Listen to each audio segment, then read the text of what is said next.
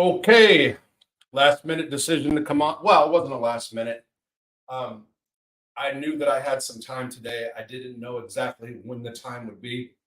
Um, so I knew at 11:30 here about 30 minutes ago I was coming on at this time.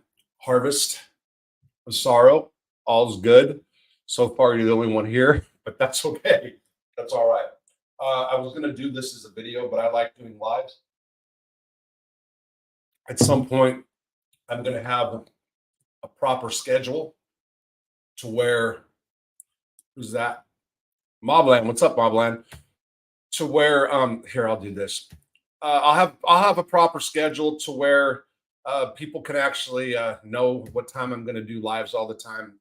I know that it sucks if I pop up here and there. Again, this will be recorded, so that was my intent to go ahead and do a video anyway. And then I'm like, man, I just don't like to. I just rather do a live. Plus, if I have my laptop working, then I can respond to people and whatnot. Anyway, so let me go ahead and get started. I want to thank everybody for being here. So far, there's 8, but it doesn't really matter. Like I said, it's just usually, you know, I go on, there's at least 30. You know what I mean?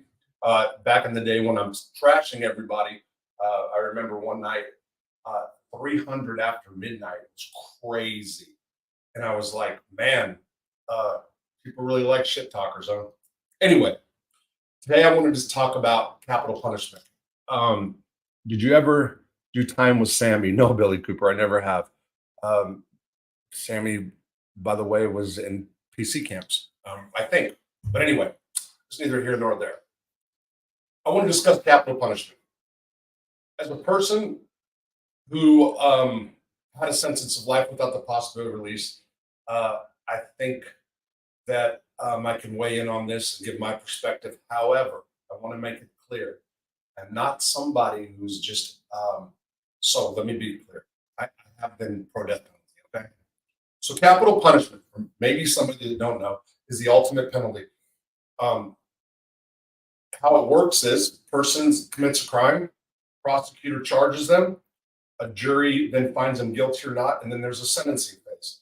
The sentencing phase will decide if the person has life or death. That sentencing phase is based on mitigating factors, childhood trauma, whatnot, etc. Okay.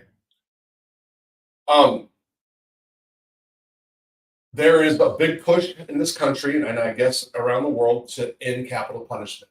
And one of the more reasonable arguments, or I guess one of the biggest arguments, I should say, is that people don't want the government to have the power to kill people. What's up, Lynn? Real quick, yes, only one of them it's not a pardon, it's a compassionate release, and they get out next year. And I will be advocating for Joey Testa to get released too, by the way. So that's what I have to say about that. Primo, okay. Oh, Primo, don't start trouble for me, man. Don't do it. Okay, so here's the deal. So now that that's how capital punishment in this country works. That's at a state level and a federal level. I had to really think about that because our systems are different. So I just wanted to throw that out there. Yeah, Harvest, you said good. Neither of them got a pardon. One of them got compassionate release. That is Anthony Center, by the way. So people that don't understand what I'm talking about, I did a video about Joey Testa and Anthony Center. They were the Gemini twins, a pair out of New York that were convicted of racketeering and some murder charges, and one of them, Anthony Center, is getting compassionate release. Will be out in June of 2024. Okay, so that was a sidebar. Okay, so this is the way I see capital punishment, and this is why I believe this way. Again, I'm not so. My belief on this is not. It's not one that's so staunch that I can't be persuaded or think of other reasons not to support the death penalty. And this is what I'm talking about. I just talked to my counselor here less than 30 minutes ago. I probably left him at 11:35, and he brought up a whole different perspective, which I will get into, based on recovery. And I'm open to it. I'm open. Now let me say what I intended on saying before my counselor screwed it up for me. Okay. Thanks, Colt. I appreciate it. So here we go. Hey, random shorts. What's up? Evan, nice guy. Bryant, glad to see you. I hope you're doing well and doing great. And I mean that right now.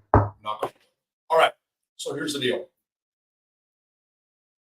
I was in prison about 10 years and I started thinking about capital punishment. It's the time that I was sober the longest. And I thought about where I was at. I was in Butler 1 at the time. It's a medium security administrative yard, a lot of less desirables in the prison world. That's sex offenders, gang dropouts, etc. But anyway, I had time to really think. If I was not able, if somebody hurt somebody that I loved, or somebody that I knew, or even somebody who I knew that, let's say an offender that of a friend of mine or a friend of a friend was in the yard that I was on, they did some heinous crime, and I'm speaking specifically about rape, murder, stuff like that, just like horrible child crimes. And I couldn't get my hands on them, I had a life sentence. Remember, I had life without the possibility of release. Okay, that's where my thought process came from. So if I couldn't get to them, or I couldn't send a message for somebody to get to them, and what I mean by that is the federal system is small. When you have been in prison a while, you can reach out and touch somebody. Okay, so let's just put it that way. It's very possible. So I started thinking, if somebody that I knew or loved, God forbid, was tragically murdered or something, and their offender was in the feds, and I couldn't get to them, I would absolutely want that person to have received the death penalty. And this is where that thinking came from. I remember, I think I was watching CNN, and I don't know if it was Rick Sanchez. I don't know who it was at the time. There was some big case about the death penalty, and it was on CNN. So more than likely, they were advocating for not the death penalty.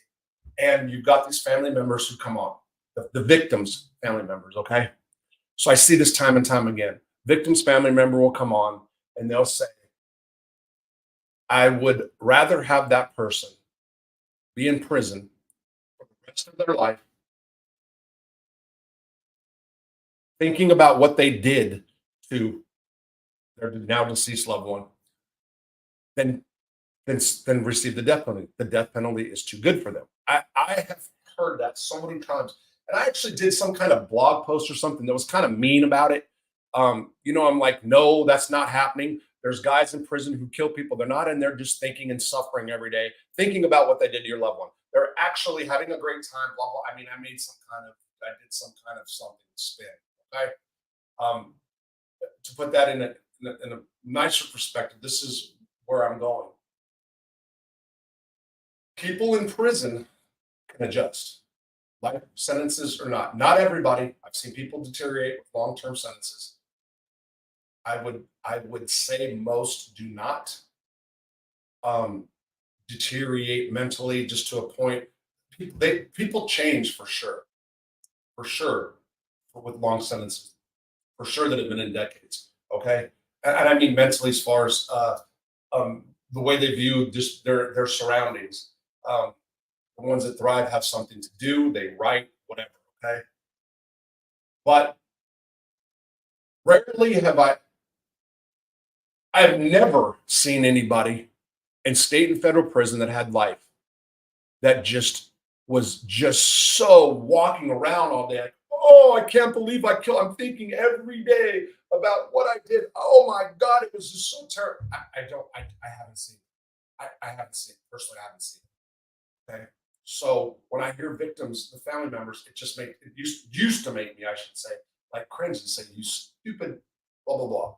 No disrespect to people who have lost people who have lost loved ones or friends that were victims of horrible crimes. I don't, and that have said that. I don't mean no disrespect.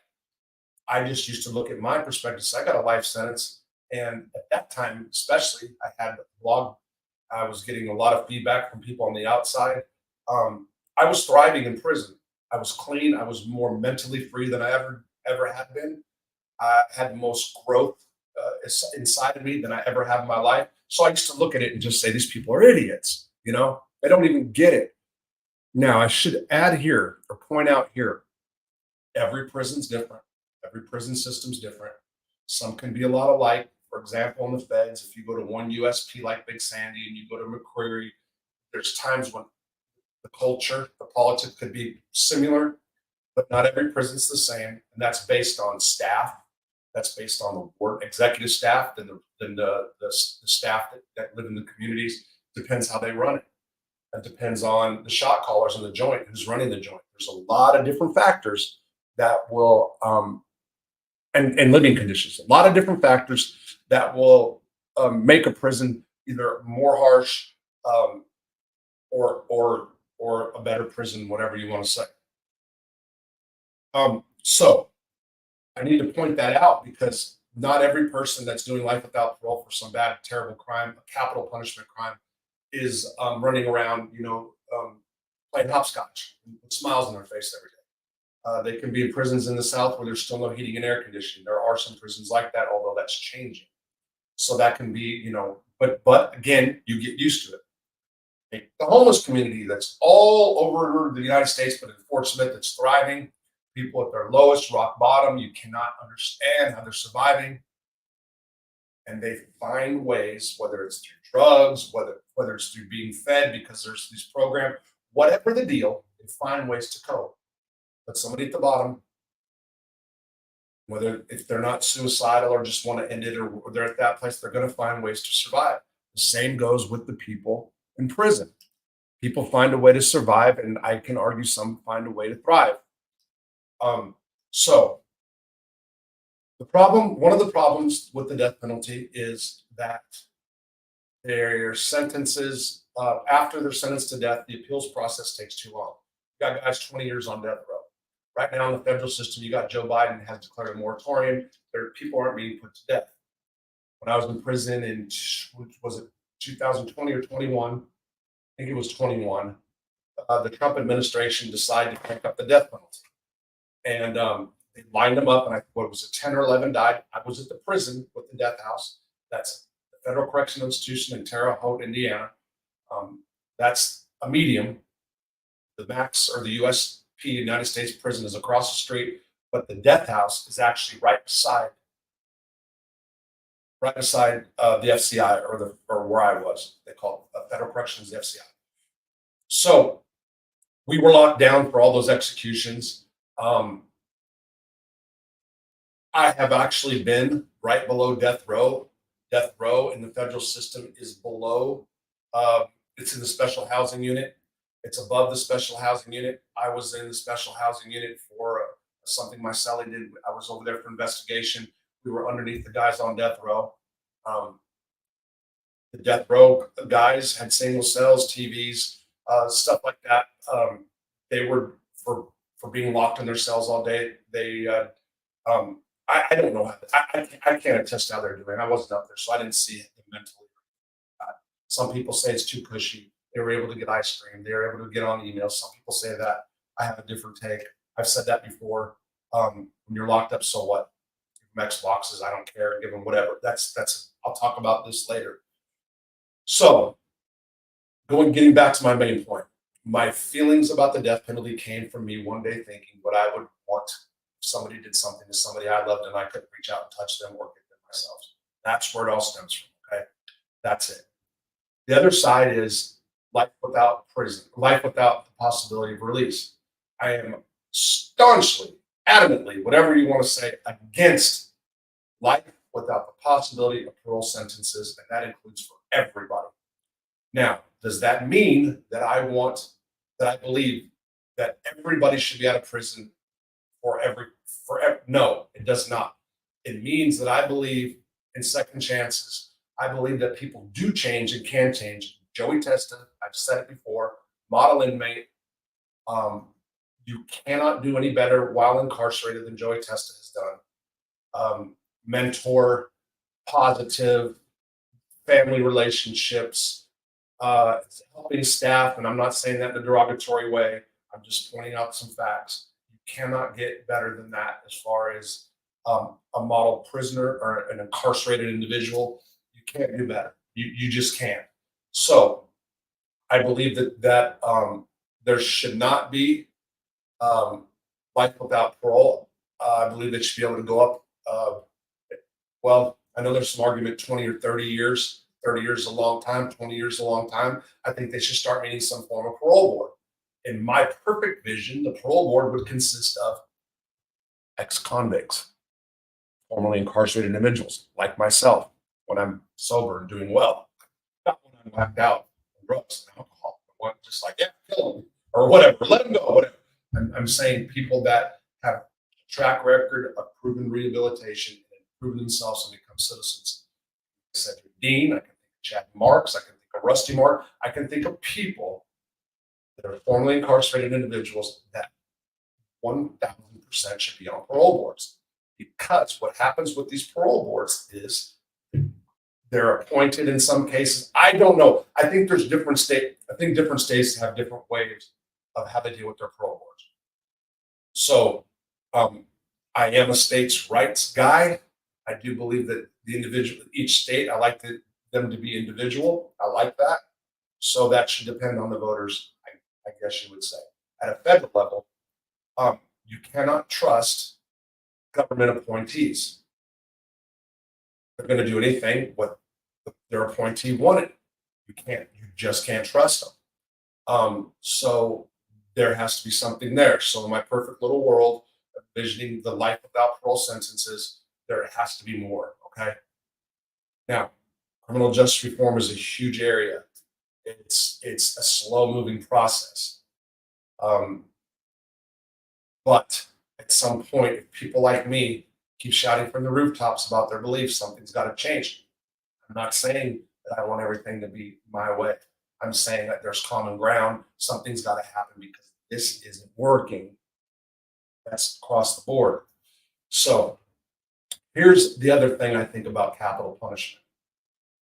I hope my sound's all right. David Cameron, recovery, seeing your example, bro. Thank you guys, and I didn't want to get too far. Oh, I got way far away. Way far. Okay. Let me see this one real quick.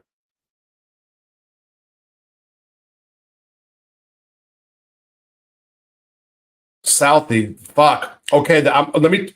Okay, thank you, and let me bring that up. Right now, with everybody, so Biden has a moratorium, right? So this is what I believe about that. There are people that have been convicted for murder, and I would bet at least one person, at least one, if not more, sitting on death row someplace in the United States is actually innocent. I don't believe so many of them are that say that they are, but there's one person, kill one innocent person, it is too many, for sure, in the Western world, in a just society, okay? So if I was able to get in the lawmaker's ear, if I was able to change the laws right now, everybody that is on death row, and I know people that are for the death penalty would like this, I would not execute. I would grant them a reprieve, or I would like to see them get then their sentence reduced to life without parole. I'm sorry, life. Okay, I gotta watch what I'm saying.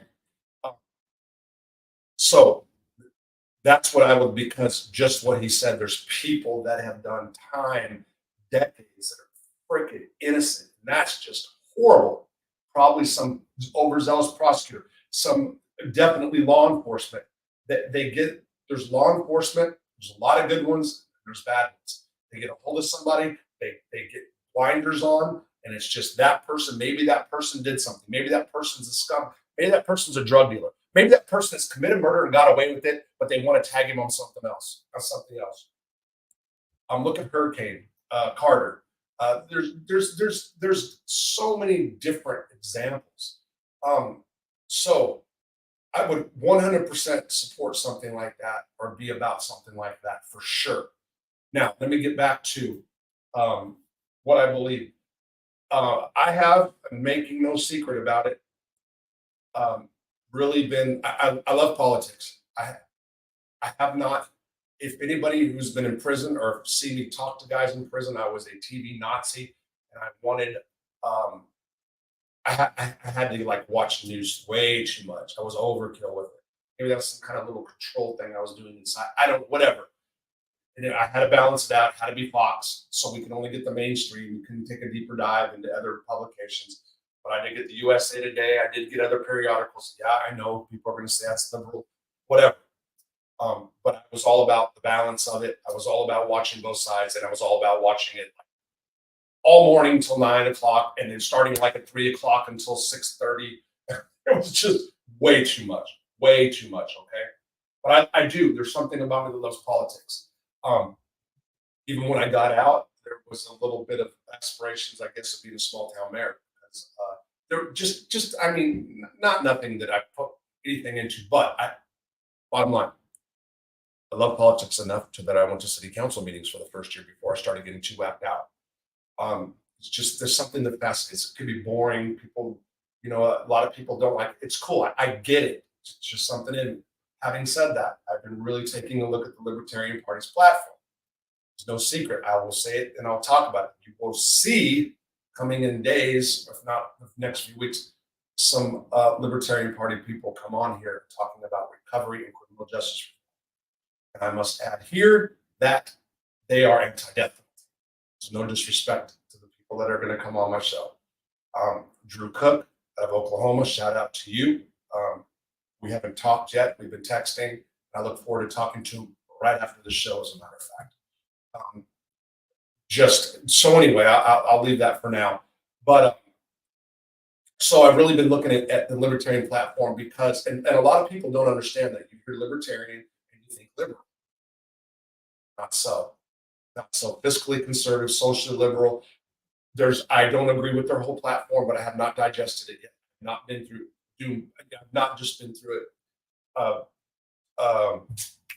issue by issue. I guess I've not. But you go back to Rand Paul. People thought he was kooky about some things. Even Ron Paul. I'm sorry. You go back to Ron Paul. He had some good ideas. I don't. The national defense. Anyway, I don't want to get too far off. This is about recovery, or actually, this show's about criminal justice. So, but I can go down rabbit holes on everything. But so I've been really thinking a lot about these issues lately. So the Libertarian Party doesn't want capital punishment because they don't want to give power to the state. Okay, that's their deal. They don't want to give power to the state, and I get that. So this is something I came up with, and I was thinking about. So I agree with the state has too much power in a lot of different areas of our lives. A lot. One of the things that I think can happen is that the state must honor the requests of. Okay, bro. All right.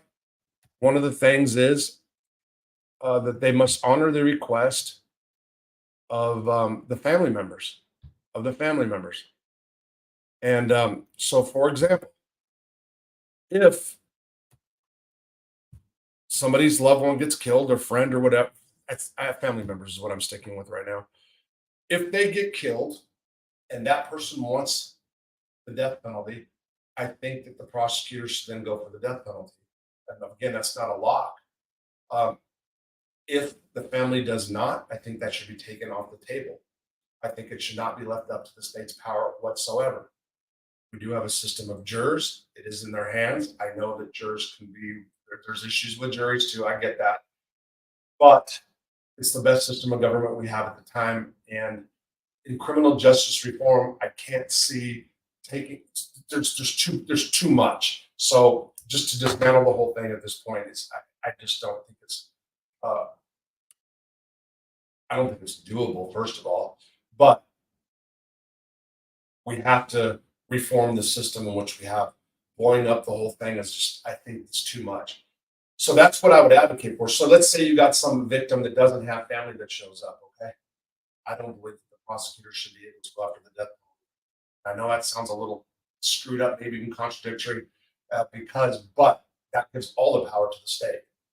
Well, the juror, it's up to the jurors, but that's just that would even be a compromise, I can say, with the Libertarian Party's platform. But again, something was just brought up to me about by my counselor, Holt, who's fucking a great guy, and we just went for a walk um, around the recovery center, and I was kind of going on talking about this issue, and he came at me. He's like, as a person in recovery, I can't support the death penalty.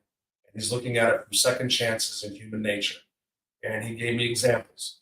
A lot of people that commit these crimes, they have bad childhoods. And I know that's like, okay, why? It's a mitigating factor. Let the jury decide for them. Okay.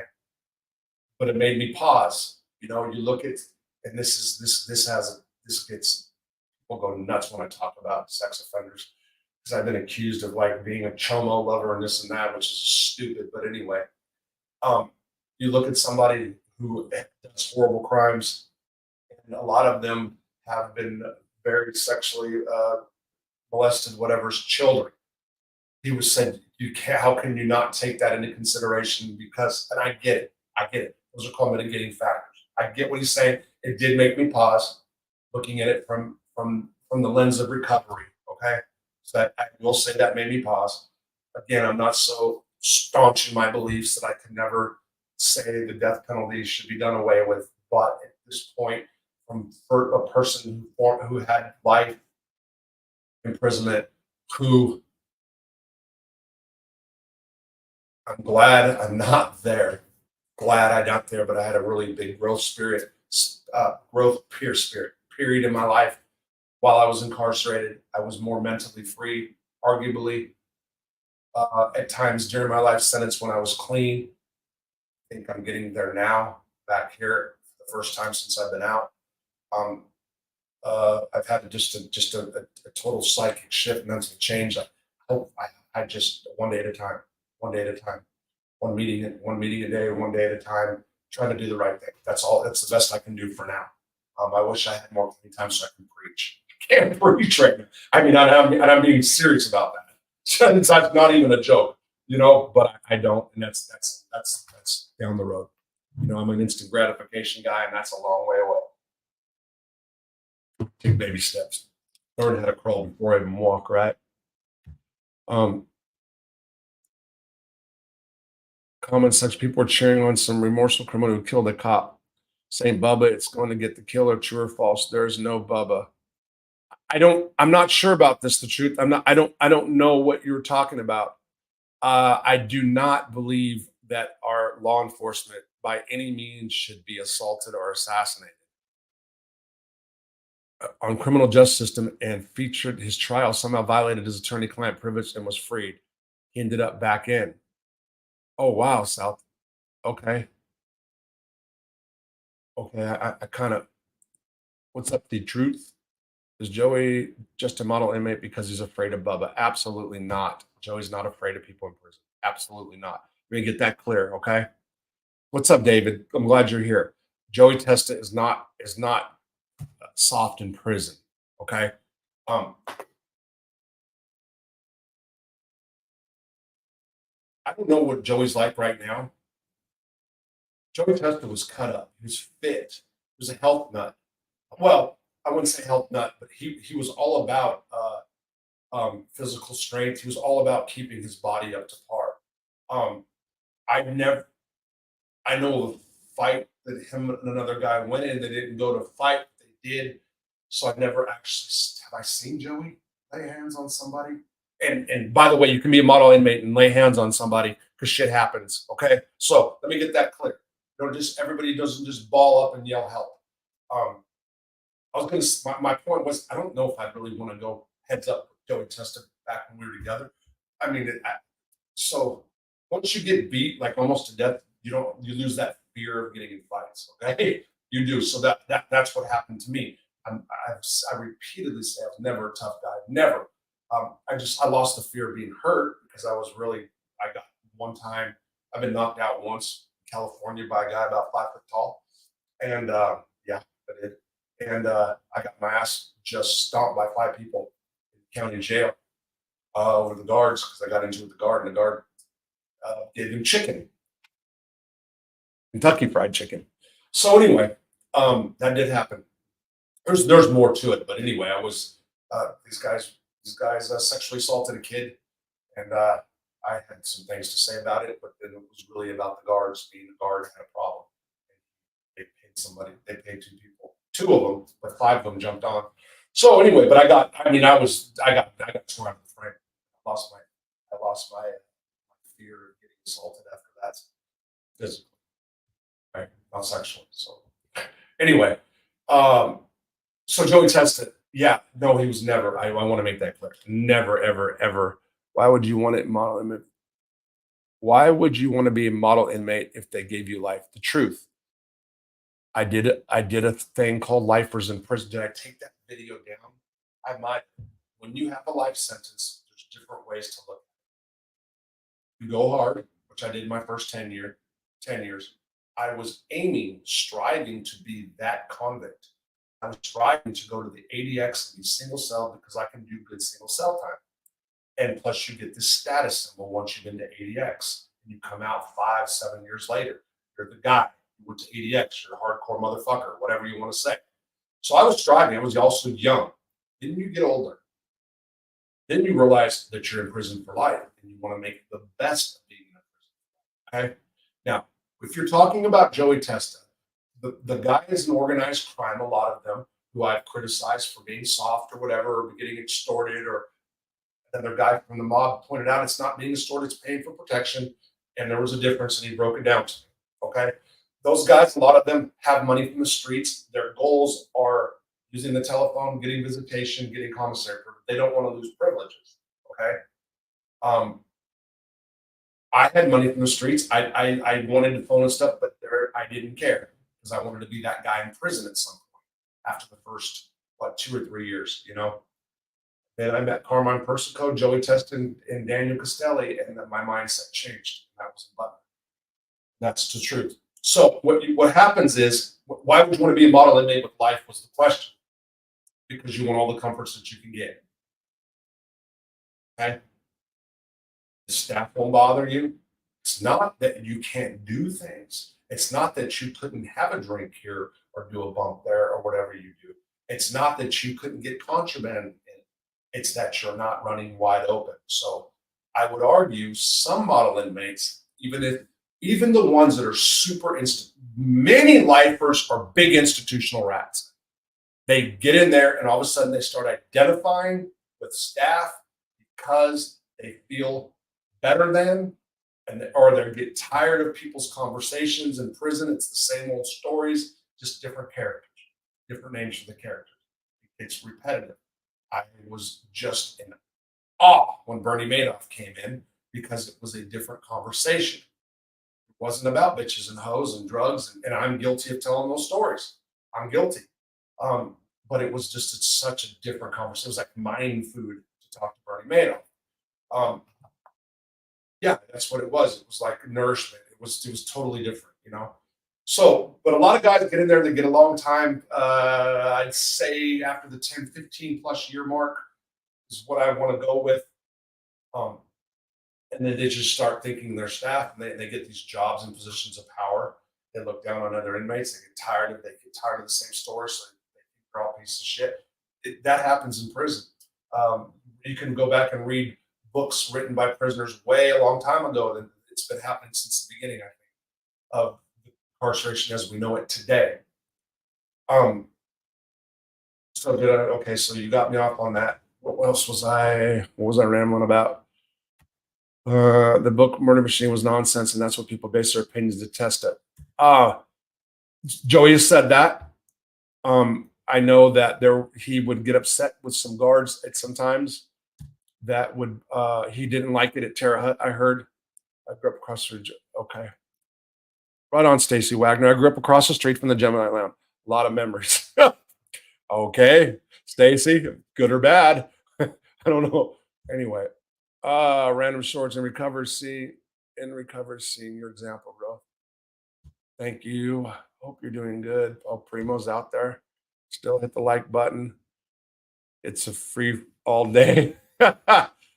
Federal prosecutors, politicians, Federal prosecutors, for sure. Politicians, absolutely, they are.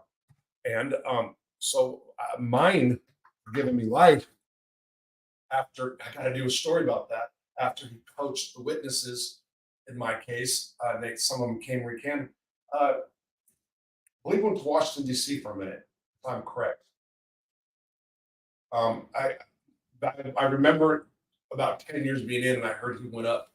You know, he got some kind of, excuse me, got some kind of kudos for giving me a life sentence for drugs. Yay! I wonder if that made him feel great. Anybody that gives life for drugs, or anybody that pushes for somebody for life for drugs because they won't snitch, is a piece of work. You know, that's what happened in my case. I wouldn't tell, so I got life.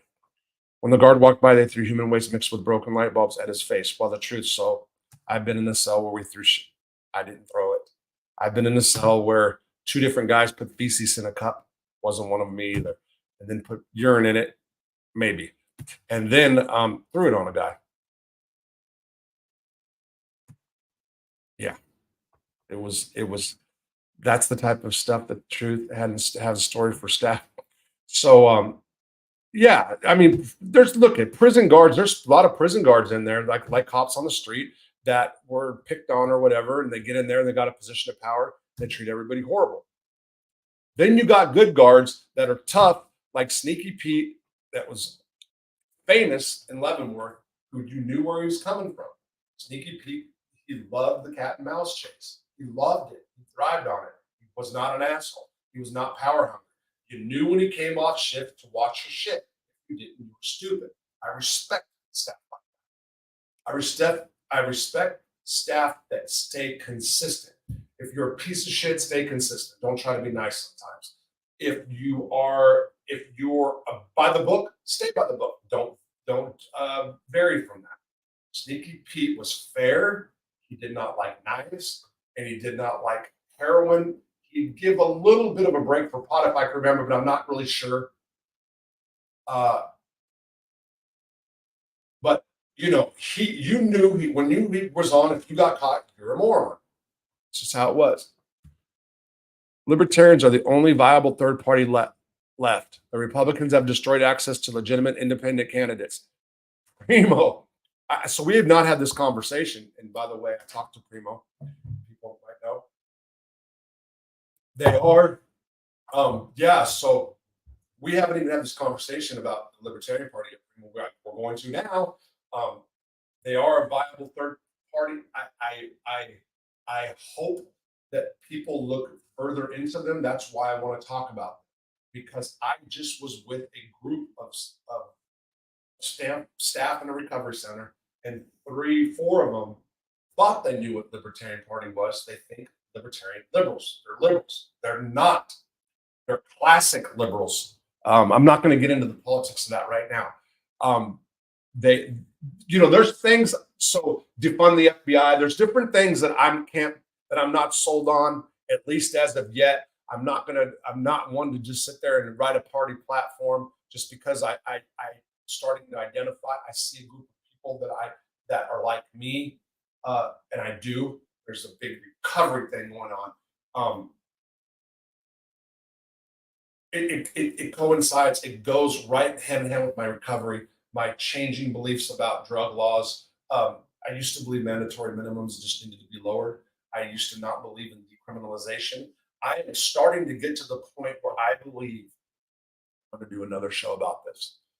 I'm starting to get to the point where I believe the government should just make methamphetamine and hand it out. I know that's insane. They should, because too many people are getting fentanyl in it, not even knowing they're getting poisoned, they're dying. Not going to stop people from doing drugs. What you can stop by allowing something that crazy of an idea, that crazy, I know it's like insanity. What did you just say, Robert Rosso?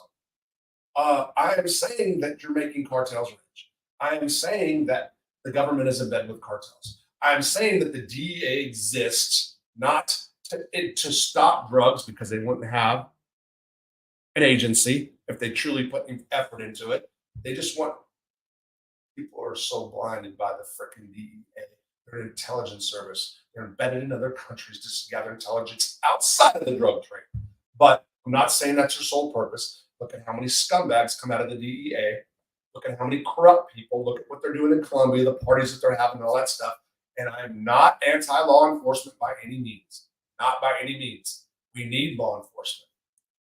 And people are people. You get corrupted easily. You get influenced by others easily. And corruption corrupts absolute. So, but we have to work with what we have. We do have a system of government. The Libertarian Party is, like Primo said, the only viable third candidate. They're right there. People just need to read and understand them more, and not pick out one part of the party's platform and poo-poo them. Use that word a lot. I don't know why, and not blow them off just because they're not Democrat or Republican. By the way off the subject, I think Donald Trump's got big problems out of Georgia. Not in the Fed. I think he's got huge problems out of Florida. I mean, out of Georgia. And I still think, even though I'm not going to get into whether about get, I just think I think he's got big problems. It's a state. So does Georgia have a Republican or Democrat in office right now? I'm not even sure. He's got problems there. Giuliani, I'm sorry, I'm laughing about that because of his stance on the RICO law. It's like came back full circle on his ass. But anyway, so that's my thing. So just to reiterate, just to get clear, I do believe capital punishment. I do believe that the family should have the final say. So whether the prosecution pushes for the death penalty phase in the sentencing phase of the trial, because it's still part of the trial. Wait, at a federal level, wait a minute. I just realized something. Is the jury? Oh, I don't know if the jury's involved at the federal level. I think they are, because the feds in some state systems are different. You have to have one juror can stop. There's different things, and I should have checked on that first. Okay, so that's my take on that.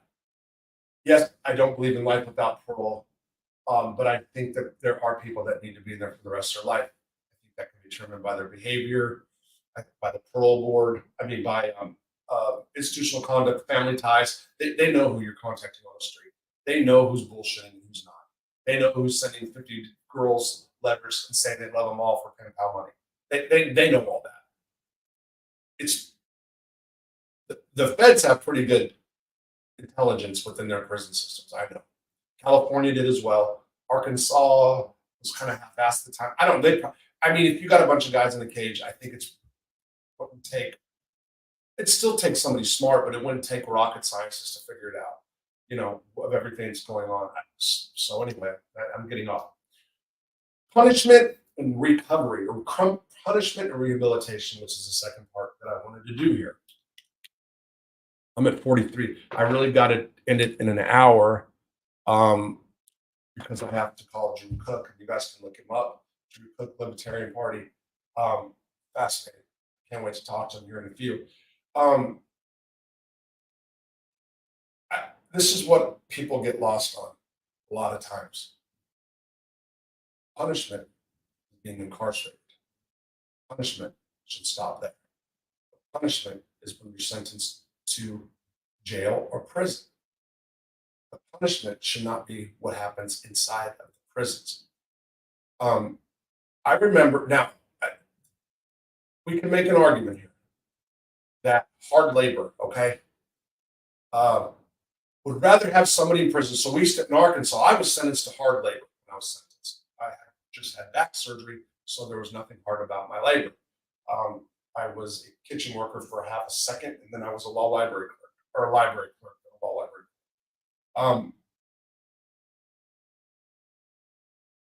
In the book, The Grapes of Wrath, what's his name? One of the main guy in this. Oh man, I forgot now. He's sitting in McAllister, Oklahoma, in the pen. I think it was for a murder charge. It's been years since I read it. I think he was doing a 5-year sentence, but I think he was just sitting in a cell. I'm sure back then they had nothing in their cell, no Xboxes, cell phones, and no air conditioning or anything. They're just in their cell. I don't know. I wasn't there. He said that it didn't make sense. Putting somebody in prison, which is unnatural to the human condition, didn't make sense. He says it seems like they would have us out there busting rocks or something. I can agree with that. Less time. He was even talking about less time. They had 5 years for murder. That's how times have changed, huh? Now we clamor for. Now even prisoners, people in prison are like, bro, it's cool. You only got 10 years. Yeah, but I'm going to do 8.5. Yeah, but that's county jail time. These are federal inmates talking. That's fucking insane. And I've been one of them. I have been that guy to do that. Conditioned to think that 10 years is okay, not as much time. 10 years is a long time. 5 years is a real long time, especially in today's age with technology changing, AI on the brink of taking us over or whatever that's going to happen. I mean, it's different. Sentences should be different now because of the technology. So the punishment people need to get it through their head is putting somebody in prison. Full stop. What happens then, the recovery process should then begin in prison. And that doesn't matter. I am 100% for the feds. We stick with the feds for a second. For the feds to allow inmates the opportunity to start and run businesses from inside prison. Most guys, a lot of guys when I was doing time were in for drug crimes. Okay.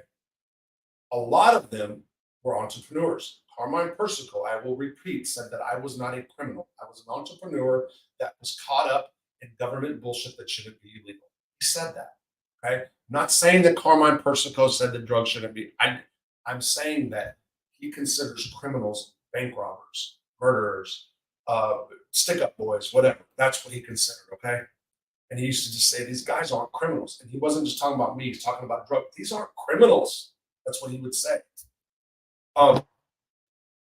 So a lot of them just were, especially a lot of the crack offenders and drug offenders coming out of the 80s and 90s. There was guys that were trying to make a bunch of money, just trying to get the American dream, but doing it the illegal way. Whether that's right or wrong is not here. I'm not trying to debate that or say that. I'm saying what they were. And a lot of them are really smart people. A lot of talent, a lot of wasted talent that'll never, ever come to light in those walls, behind walls everywhere. A lot of talented guys that just never had the opportunities for whatever reason. Don't know how, for whatever reason, not mentally capable, maybe a little slow, just never were shown the system to which to work in. That's doable. They do not want you running a business while you're in the joint. Okay. And I know there are people say, well, you're incarcerated. You shouldn't be able to. That's part of the punishment. The punishment is prison. I wonder what the recidivism rate would look like if you gave people a business structure and then allowed them onto the street. I don't believe people should be allowed straight onto the street anymore. I believe in reentry programs. And that's based on me. I should have been in a reentry program first. Drugs and alcohol for learning how to live in society, even with my wonderful family and even with my beautiful wife. I should have been still be able to conform into the society. I still have problems. And as I'm sober, I'm having even more problems, I realize. Because I don't dodge things anymore. I'm trying to figure out how to use Coke machines that I've been avoiding. I'm trying to go to checkouts, self-checkout things that I've been avoiding. I've been dodging all that. So, recovery, I honestly believe there needs to be some robust recovery efforts in prison. And if you're saying how's it going to fund it, let big businesses fund it. The problems that we run into time and time again are that some asshole come along and will corrupt it. They'll find ways to ruin it. Unicorn, they'll put prison factories in, and then somebody will make a buck off it, some privately held corporation somewhere, and then people will be used kind of as slave laborers. And somebody will get rich while the taxpayers still spend a bunch of money, and it all gets fucked up. Human corruption. It's just, it's part of human nature. Greed, whatever you want to say.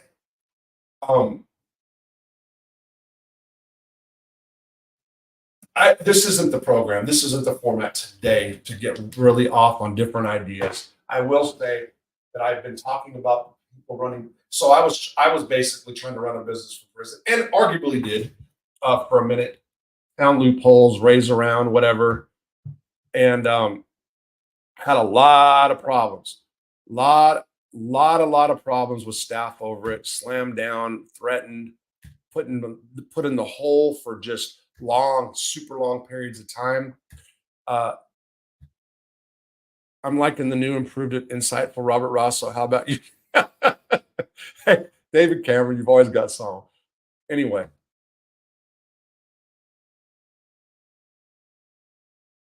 I appreciate that, but I appreciate that. That's all I'm going to say about that right now. And by the way, I haven't talked to him yet, but I am gonna. Uh, I have always on and off talked to Johnny Mac behind the scenes. If you guys don't know who he is, he has a YouTube channel. We've beefed a lot. We hated each other a lot on the air, but we've talked a lot behind. Joey, what's up, Joey? I see Joey face. Thanks, Joey. I appreciate it. And but I'm gonna go on Johnny's and talk about prison stuff, not mob gossip bullshit. I'm not doing that. I'm not here to take people out or criticize them anymore. It's fun. It could be fun, especially fun when I'm not in the right frame of mind. But what does that do? What does that do? Eventually, it's great. Can make extra money on YouTube with it for sure. By the way, if you guys want to donate to the channel, now's a good time. Right, that was a good segue for donations. But what I'm saying is, uh, it's fun. People do get into it. People really get they get into it. You know, they and I get it. I get it. So I'm not putting nobody down. I'm not. So don't take me wrong. If you guys start seeing me come out and start chopping people off, know that I'm high or drinking or having a mental breakdown. Okay, I'm serious. Uh, I'm serious, and that goes for probation too. Who already knows that. And by the way, I want to say this real quick. I've been looking at probation as a bad thing. It sucks being on paper and having to go to somebody, but you know what? The truth is, it's an extra step to hold me accountable at this point in my life. And that is the God's honest truth. David, first let us put Trump in jail, zip. Look, man, I don't know if you're going to win that argument. There's a lot. Okay, I'm in Trump country for sure. Okay, I'm in Trump country. You got guys, especially when you go down. I'm in Fort Smith, okay, at an undisclosed location, one of three. So I'm not. I've been. I was down. I was down at my house in Hartford today. I was there today, and I had brought somebody with me, and I was showing them because anyway, I'm not going to get into why, but I had to go down there. It was necessary. Powers that be. It wasn't just a trip to go lollygag because I've got a lot of things I'm doing right now. Ran down there, and I just the Trump flags, you know, and somebody that I was with was that hasn't been down there at least for like 10 years or better.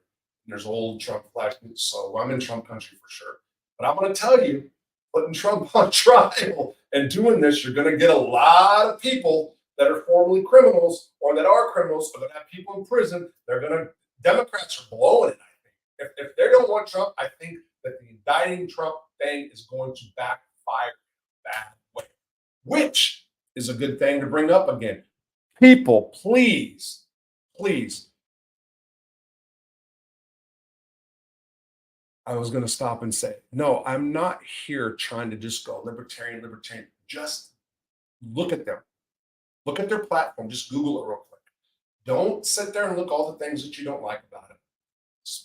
Those of you that are in the criminal justice system, those of you who have friends in the criminal justice, take a look. I know some of the things seem kind of even to me. Look at them. I really want to see them. I want to see libertarian candidates start winning more because of what the Democrats and the Republicans have done to us. We've got a president in office right now. The Clintons, everybody, who those sorry SOBs, what they did during the crack epidemic, what they did using Lynn Bias as saying a basketball star who died on the court, they said he was a crackhead, they blame crack, and then the whole crack boom comes out of that. What bullshit to pass laws to, in my opinion, that went in hand to hand with the unicorn boom, prison industries, where they're paying inmates 15 cents an hour to work, but the products are supposed to be for the government only, but not really, because there's other products that went different ways that backdoor. That was a big scam too.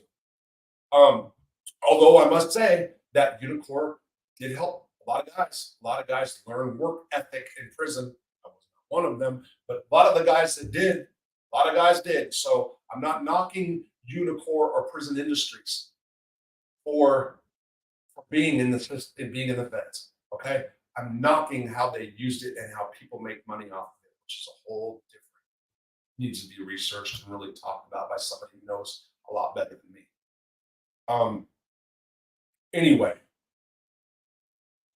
I'm gonna do a whole crime. I'll be doing many of them. I'm not one. I'm just gonna keep. Anyway, I'll be talking about more, but I would say, don't just blow off politics. I'm out of here, Zip. Okay, I understand, and I'm not. It's hey, no, it's good. Thanks, Zip. Really, and I get it. And I'm not trying to go. Just that's not it. What I'm bringing up the Libertarian Party for is because they are for criminal justice reform in a huge way. That's my point more than anything. Okay, because we have good talkers in the Democrat Party. We have great talkers. What's happening? Nothing. The First Step Act passed 2018. The First Step Act passed. There was so much promise. You had Chuck Grassley, head of the Senate Judiciary Committee, on board. Couldn't get it done. Obama had Chuck Grassley, a Republican, on his side to pass reform. Couldn't get it done. Well, there's a little bit more to that, but couldn't get it done. Couldn't get it done. Said he commuted 2,000 sentences in Chelsea Manning, and boy, oh boy, I mean, what he did to us in those prisons by feeding us false hope. I mean, that was bullshit. He could have let so many lifers out, drug offender lifers out. And you know what? If everybody got out that had license for drugs right now, there would be some that are going to go back and deal drugs again for sure. But you know what? I mean, there's going to be a lot that don't. And I'll talk about the Boston guys you ran into while you were, Greg. I can't today. I am totally Boston Bandit. I think so. I'm from California, no secret, right? And guys in the feds, it's like, oh, this guy's from Texas, this guy's from California. Boston guys, California guys, whether they want to admit it or not, are very much alike in a lot of ways. I'm not going to go into the details right now, but they're just from different coasts. So because of my California upbringing, being in the California system for a year and some change, but because of that, there's more to Boston, California. There's more closer, even though in the feds everybody beefs and it's all about who's this and who's not white and who's purple and who's black. But yeah, I like the new. Who's this Henry D? Thank you, I appreciate it. But it gets crazy that all the explosion of white gangs, man, that's a whole different trip. Boy, oh boy. James, you're right. Trump's not a Republican. Trump's not a Republican. No matter what. I'm telling you, I liked so much. What was that? I liked so much of Trump's policies, and Trump signed the law that let me out. Well, Trump signed the law that allowed a judge to let me out. Okay, guys, I got 1 minute, so I got to talk. I am calling it that. Full disclosure, and I'm really excited about talking to Drew Cook. Busy tonight, so it won't be live tonight for sure. I'm doing a video after I talk to Drew that will be posted on Monday about Carmine Persico. That will be my Mom Monday. I like doing lives. I love doing lives. I just do.